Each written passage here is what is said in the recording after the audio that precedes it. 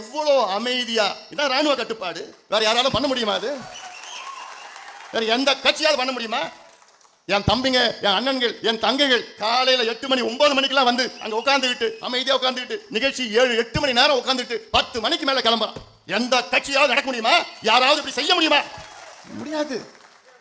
இதுல என்ன பியூட்டினா என்ன? இதுல அவனே செலவு பண்ணி, அவனே போட்டு, காசை போட்டு, பஸ்ஸை போட்டு, சாப்பாடு 3 வேளைக்கு அவனே எடுத்து வந்து, குடிக்கிற தண்ணி எடுத்துட்டு வந்து காலையில 4 மணிக்கு அங்க இருந்து போறான், டிராபிக் ஜாம்ல போறான்.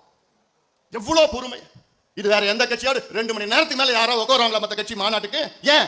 கூட்டிய கூட்டம். அதெல்லாம் நம்ம கூட்டம் கூடிய கூட்டம், அவங்களாவே கூடிய கூட்டம். மத்தெல்லாம் 10 ரூபாய் 100 ரூபாய் 500 ரூபாய் குவார்டர் பிரியாணி சாப்பாடு இல்லைன்னா அவன் வரமாட்டான். 2 மணி நேரம் உட்காந்துட்டு பார்ப்பான், ஐயோ எனக்கு எல்லாம் கையில் நடுக்குது போனோம். மற்ற கட்சி மற்ற இயக்கம் இங்க உட்காந்துருக்கான் 10 மணி ஐயா பேசி முடிக்கிறார், உட்காந்துட்டு இருக்கான். இதாயா ரத்தம், இதான் ரத்த பாசம், இதான் ரத்த பந்தம், இதாயா நம்ம குடும்பம், நம்ம குடும்பம். இது குடும்ப விழா.